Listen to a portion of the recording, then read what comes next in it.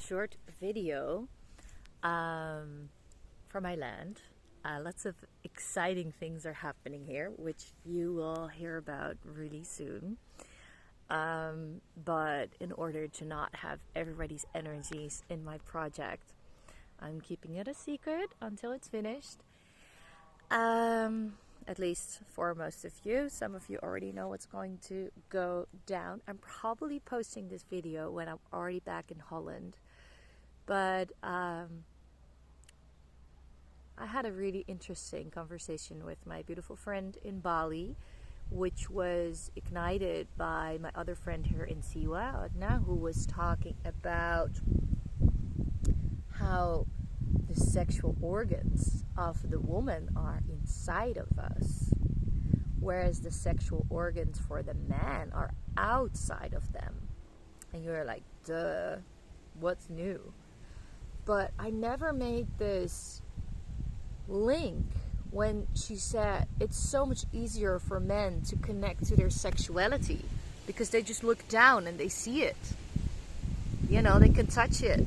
They can scratch their balls and pull their penis.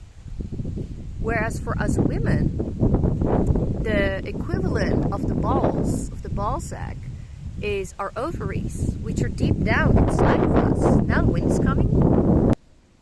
Sorry, I had to pause it for a bit because there's a lot of wind. I don't want all that noise on the background. So yeah, for us it's inside, whereas for the masculine it's outside. So if they want to connect to their sexuality, they just look down, they scratch their balls, you know, it's super easy. It's fucking out there.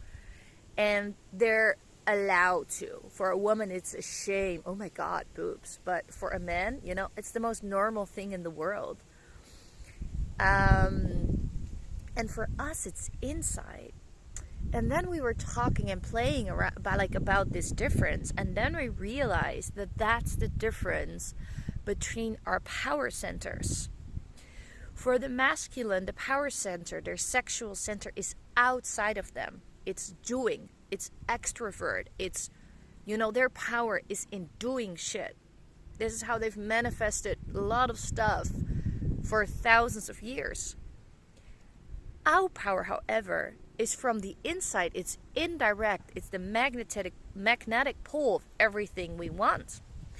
But instead, we women from a young, early age are brainwashed and more wind. We are made to believe that our power center is also outside of us. But it's not. It's inside of us. And that's a big difference between manifesting for men and manifesting for women. And yes, you're both, but you still work with the energetic structures, the physical structures of your body. So if as a woman your power center is outside of you by doing, it will tip your body off balance, and even your body will start looking more masculine.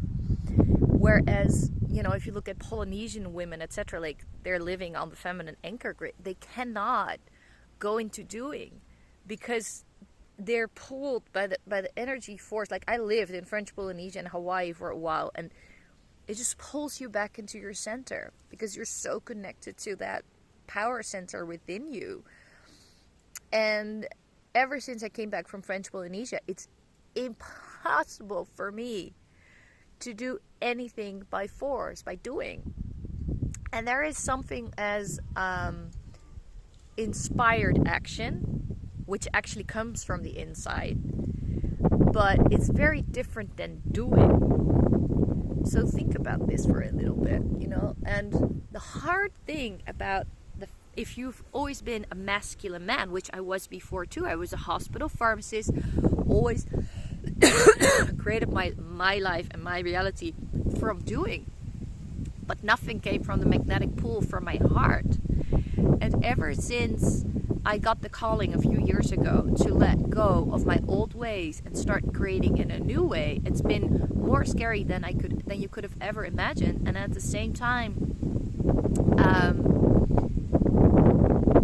it's bringing things into my life that I didn't even know were going to make me more happy. I could have never imagined it with my mind. I mean, if people look at my life, they're probably thinking like, what the fuck's she up to?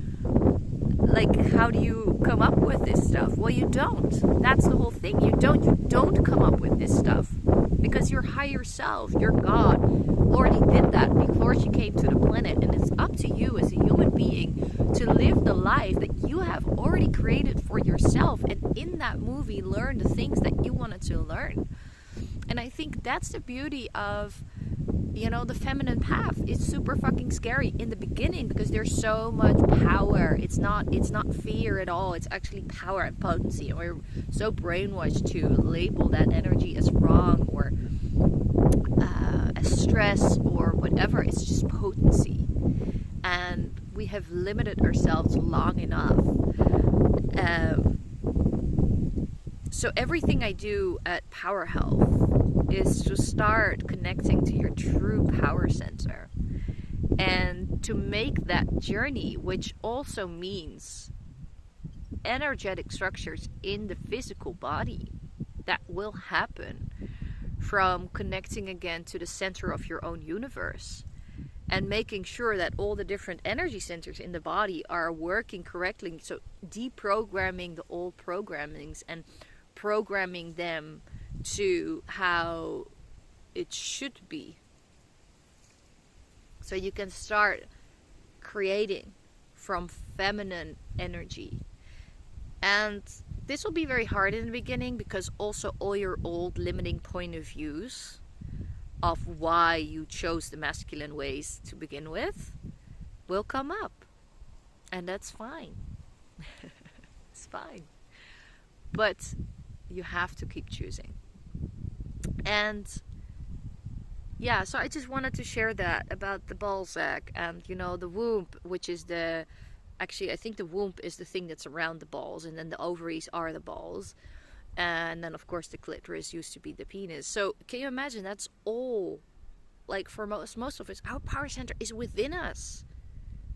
So if you're still trying to reach certain limits in life from that masculine energy, it's not gonna work. That's not how life guides us. I mean, a lot of things will work, but is it connected from the heart? Do you have magic in life? Are you truly happy? We're not supposed to work hard. Even when we're doing shit, even when we're working, we're not supposed to work hard. Because if you're working from the heart, instead of hard, it's not work. It's play, it's fun, it's joy. You're learning on the soul level. So yeah, that's what I wanted to share.